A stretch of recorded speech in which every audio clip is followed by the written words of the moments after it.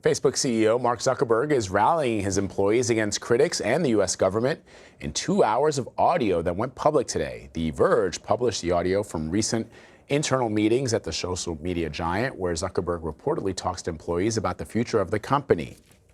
One of his comments called out Democratic presidential candidate Elizabeth Warren's plan to break up big tech companies. Senator Warren responded on Twitter saying it would really suck if we don't fix a corrupt system. Sarah Fisher is a media reporter for Axios, and she is joining me now to break this down. So, Sarah, first of all, what does the audio say about social media companies?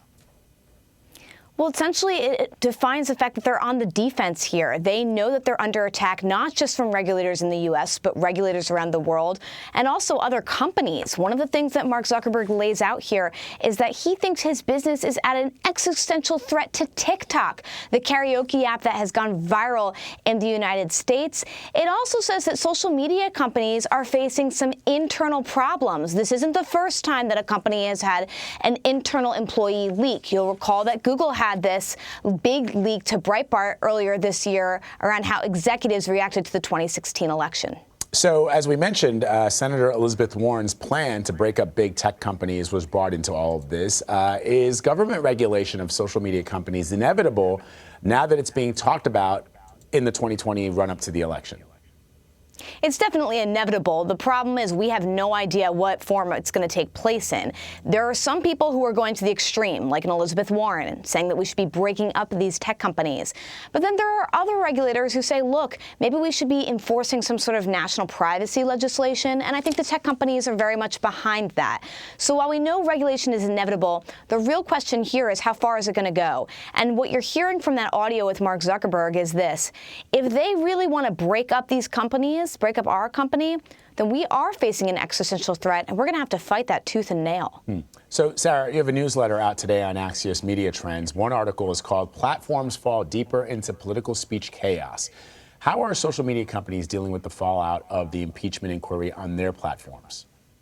It's really tricky, Vlad, because you have people like Donald Trump who are considered newsworthy figures by both Twitter and Facebook and other platforms, and thus they're exempt from some of the political speech and hate speech rules. So, for example, on Twitter, you're not allowed to harass an individual. Twitter will suspend your account. But critics of Donald Trump have said that he has harassed many individuals with his @RealDonaldTrump account. Most notably, after the House impeachment inquiry started, he started to target Adam Schiff, the head of one of the committees that's leading that case, saying that it would be treason if Schiff were to go for an impeachment inquiry. Critics say Twitter should be doing something about it, but Twitter's in a tough position. They don't want to block or suspend the president because they argue that what he says is newsworthy. And let's be honest, they've got a point. He is the highest sitting elected official in the United States. Some would say the president has been tweeting even more than usual since the impeachment inquiry was launched, Sarah. Some of them have even threatened political opponents, which has some critics calling for Twitter to suspend his account. Kamala Harris was on CNN last night calling for such action. Social media companies are trying to develop a strategy for political speech, I'm guessing, but probably wouldn't be a good idea for the president of the United States to be suspended from Twitter. One of the big issues that they're facing is that throughout the year, conservatives have alleged that these tech platforms have conservative bias, that they are not going to elevate conservative voices. Now, we know they've done a lot to try to, quell that allegation. Facebook did a major audit, and we've talked about that on the show. One of the fears is that if they were to suspend the president, conservatives would come out and really hype up that argument that they're quelling their voices. The other major fear is this. If you suspend the president, you take away a tool that he uses to communicate to the public, what would happen during a public emergency? Obviously, he has way other outlets that he could be doing this with way more effectively.